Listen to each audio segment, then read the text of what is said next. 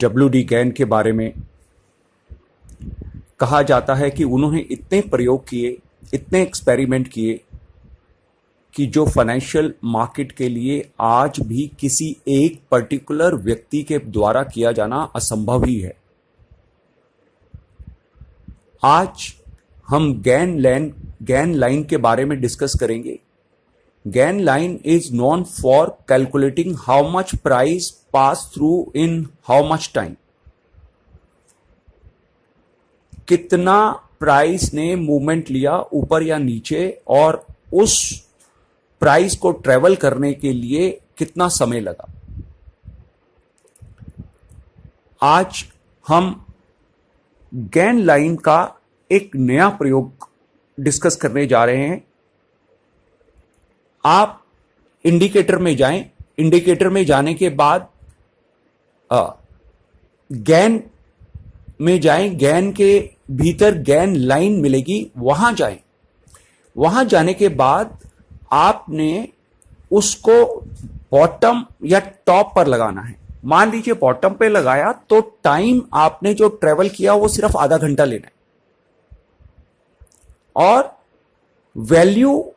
जो जहां पे भी आपने मार्क किया है वही वैल्यू, एक ही वैल्यू उसमें आएगी। और स्केल में आपने सबसे पहले 45, दूसरी बार 90 और तीसरी बार 180 मार्क करना है और ओके कर देना है। उसके पश्चात मान लीजिए आपने टॉप से बाजार नीचे गिरा और दोबारा किसी भी आपके इंडिकेटर ने, डबल बॉटम ने या चीकू ने या बुलिंगर बैंड ने, किसी भी इंडिकेटर ने आपको बाय दिया, तो उस बाय आने के बाद आपने जो लास्ट टॉप बनाए वहां से 45 का और 90 का स्केल डालकर गैन लाइंस को ड्रॉ कर लेना है। और जैसे आप देख पा रहे हैं चार्ट में, ऑन 27 जुलाई के बाद 6 अगस्त को चीकू ने बाय ट्रिगर दिया है, और उसके बाय ट्रिगर करने के बाद जो लास्ट टॉप था वो आपकी फॉर्मेशन कहीं दिखाई दे रही होगी 1 जून और 11 जून के भीतर। उस टॉप से आप गैन लाइन ड्रॉ कर लें 45 और 90 की,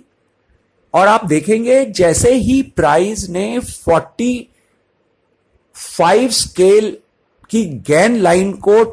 टेस्ट किया है 2 बार, और तीसरे अटेम्प्ट में उसको क्रॉस करके ऊपर गया, और वापस जब उस प्राइस ने इसी लाइन को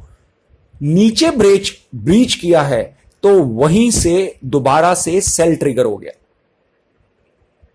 राइट। तो इसी तरह से आप देखें दूसरे चार्ट में 6 नवंबर के आसपास चीकू ने सेल ट्रिगर दिया,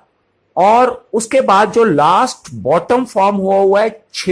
9 अक्टूबर का, वहां से आपने गैन लाइन ड्रॉ करनी है स्केल 45, 90 और 180 का। ये तीनों आपने लगाया। आप देखेंगे जो लास्ट आपकी 180 स्केल वाली लाइन है वहीं पे प्राइस ने सपोर्ट लिया, और जैसे ही 90 की स्केल्ड गैन लाइन को प्राइस ने ऊपर ब्रीच किया है, वहां पे चीकू ने भी बाय ट्रिगर दे दिया। वहां से बाय ट्रिगर हुआ, और जो सेल हमारा 15 नवंबर या 12 नवंबर के आसपास था, वो वापस हमने सौदे को कवर किया और बाय में बैठे 3 जनवरी 2017 के आसपास। तो आपका कोई भी इंडिकेटर, चाहे वो बुलिंगर बैंड हो, चाहे वो चीकू स्पैन हो, चाहे वो क्लाउड्स हो, चाहे वो फिबोनाची हो, चाहे वो आपका पिवट पॉइंट हो, उन सब से जो भी ट्रिगर मिला है, आप लास्ट, अगर सेल ट्रिगर है तो लास्ट बॉटम से गैन लाइन लगाएंगे, अगर बाय ट्रिगर मिला है तो लास्ट टॉप से गैन लाइन लगाएंगे। उससे आपको फर्दर रेजिस्टेंस या सपोर्ट लाइन मिल जाएंगी, जिससे आपको जिनको ब्रीच करने के बाद वापस दोबारा दूसरी तरफ अगर ब्रीच करती है प्राइस, तो वहां पे आप अपना सौदा स्क्वायर करें और चाहें तो डबल बाय या डबल सेल भी कर सकते हैं। अब आपको ये जो दोनों सिनेरियो दिखाए हैं, उन दोनों सिनेरियो को एक साथ एक पिक्चर में आपको मैं व्यू करवा रहा हूं। चीकू ने बाय ट्रिगर दिया, सबसे पहले चीकू ने सेल दिया 10 नवंबर के आसपास, फिर दोबारा चीकू ने बाय दिया समवेयर नियर 5 जनवरी, उसके बाद दोबारा चीकू ने सेल दिया 25 जून को, और फिर दोबारा 20 या 15 अगस्त के आसपास चीकू ने बाय ट्रिगर दिया, और उसके ऊपर हम लोगों ने गैन लाइंस लगाई, और गैन लगाई 45 स्केल वाली गैन लाइन को प्राइस ने ब्रीच किया, और वापस नीचे ब्रीच करते ही उसमें सेल ट्रिगर हो गया।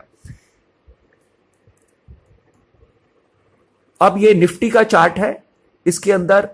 निफ्टी का डेली चार्ट है, इसके अंदर आप देख पा रहे हैं चीकू ने जब बाय ट्रिगर दिया उसके लास्ट टॉप से हम लोगों ने गैन लाइन ड्रॉ की है, और 45 स्केल्ड की गैन लाइन को ब्रीच करने के बाद प्राइस 45 और 90 स्केल्ड गैन लाइन के बीच में एक रेंज के अंदर उसने ट्रेवल किया प्राइस ने, और जब दोबारा उसने 45 स्केल्ड लाइन को ब्रीच किया नीचे, कितना बड़ा सेल ट्रिगर हो गया।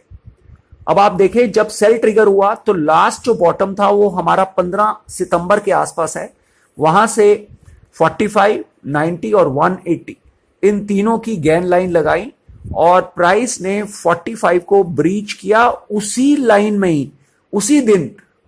प्राइस ब्रीच करके 90 स्केल्ड लाइन के भी नीचे आ गया, और स्पोर्ट भी somewhere near 180 scaled gain line के आसपास लिए। वहां पे हमको बाय नहीं करना, बाय कहां कर रहे हैं, जैसे ही 90 की लाइन को नीचे से ऊपर ब्रीच करे प्राइस, उसी समय आप बाय करें। आप देखें उसके बाद उसी कुछ समय के बाद 29 सितंबर को दोबारा 29 सितंबर के बाद ये 3 अक्टूबर को प्राइस बाय दे रहा है चीकू के हिसाब से, और उसके ऊपर लास्ट टॉप से अभी दो लाइन 45 और 90 स्केल्ड गैन लाइन ड्रॉ की हुई है। अब आज 4 अक्टूबर को ये लाइन ड्रॉ की गई है। अब आप देखेंगे 5 और 6 को इसका क्या बिहेवियर है, वो 45 को ब्रीच करता है या नहीं, 45 को ब्रीच करके क्या 90 को ब्रीच करता है या नहीं, और 45 को ऊपर ब्रीच करके वापस नीचे ब्रीच करता है तो वहां से सेल ट्रिगर होता है या नहीं। ये आपके लिए एक होमवर्क है, आप इसको टेस्ट करें निफ्टी के ऊपर और निफ्टी के डेली चार्ट के ऊपर, और उसके बाद आप पाएं कि गैन लाइन हमारे लिए यूजफुल हो सकता है या नहीं। अगर हो सकता है तो कितने लेवल तक ये एक्यूरेसी के साथ काम करता है, और उसके ऊपर हम बाय या सेल ट्रिगर ले सकते हैं। हमारे लिए ये किसी भी पॉइंट से, मान लो किसी मूविंग एवरेज से या चीकू से बाय या सेल ट्रिगर हुआ है, तो ये हमारे को टारगेट तो नहीं देते हैं, लेकिन आपको गैन लाइंस कम से कम ट्रिगर होने के बाद एक रेजिस्टेंस या सपोर्ट लाइन जरूर जनरेट करती हैं, जिससे हमारे के लिए ट्रेड करना आसान हो जाता है, प्रॉफिट बुक करना आसान हो जाता है। गैन का हर एक सिस्टम हमारी ट्रेडिंग को आसान बनाने के लिए है, और गैन की सब स्टडीज उतनी ही सिंपल हैं और उतनी आसानी से ही ट्रेडेबल हैं जितनी आसानी से आप कोई भी नॉर्मल काम करते हैं। जितनी आसानी से मैं अपनी आवाज को रिकॉर्ड कर पा रहा हूं, या जितनी आसानी से आप मेरी आवाज को सुन पा रहे हैं, उतना ही आसान गैन के सिस्टम्स को लागू करना है। और गैन के अनगिनत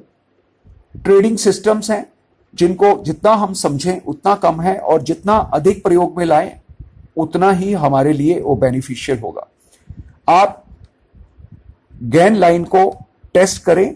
और मेरे ख्याल बहुत कम लोग इसको यूज करते हैं। अगर यूज करते भी हैं तो टाइम और प्राइस एक साथ कितने समय में कितना प्राइस ट्रेवल किया है, इसी को जानने के लिए यूज करते हैं। आज नए तरीका जो मैं आपको बता रहा हूं या नया सिस्टम जो बता रहा हूं उसके ऊपर आप काम करें और लेट मी नो